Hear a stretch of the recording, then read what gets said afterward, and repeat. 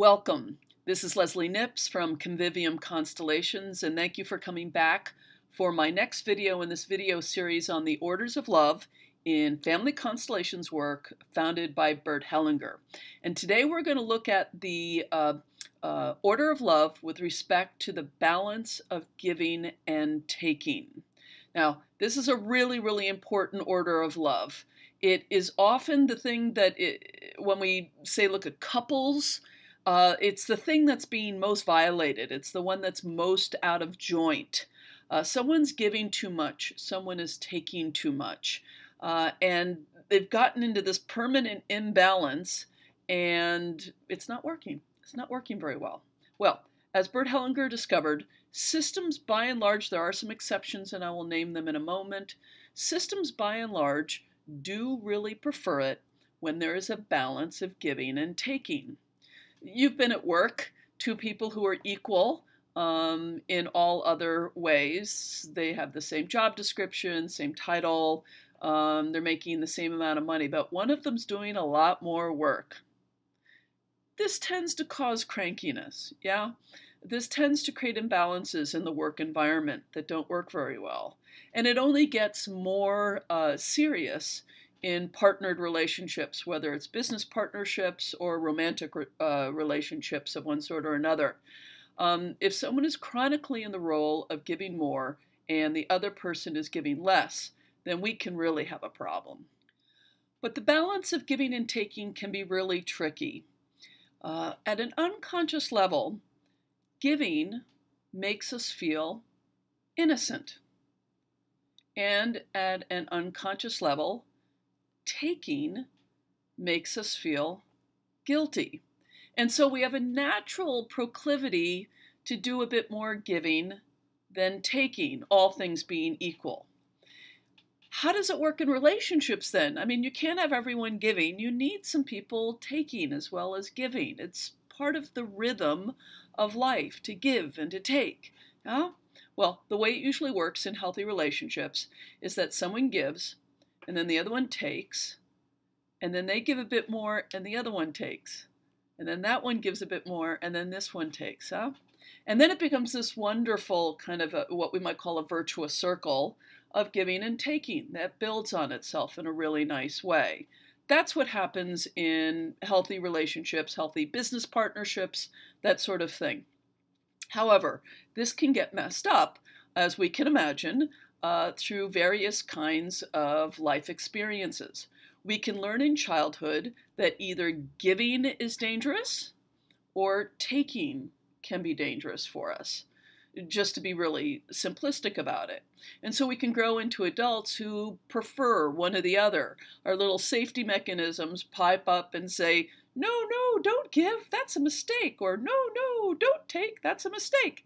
And then we start to look for partners, whether business or romantic or in other contexts in our lives, where someone else will kind of steadily do the other role so that we can stay in the one that feels unconsciously safer to us. That's how we get caught in these things in relationships, yeah? At first it feels safer, but then after a while some part of our consciousness is going, I think this is out of balance. You know, one of us is always giving, the other one's always taking, yeah? Recovering the way it feels really good and safe to have a balance of giving and taking, which really is the best form of peer relationships to have, whatever the context is one of the great healing movements for many of us, particularly those of us who are looking for partnerships. Now, it's important to note there is one major relationship in life where the balance of giving and taking is appropriately not maintained. And that's in the relationships between parents and children. Parents give, children take. They hit 18 and the parents don't give the kids a bill for, how much it cost them to raise them when they were kids. The way that the balance gets returned is that the children then grow up and give to their children. So it's more of a cycle of life kind of a balance of giving and taking. There can be a way in which in adulthood, children will end up taking care of their parents in various kinds of ways. But there's nothing that can ever repay to parents what they fundamentally gave to their children, which is life. Yeah, so we shouldn't try.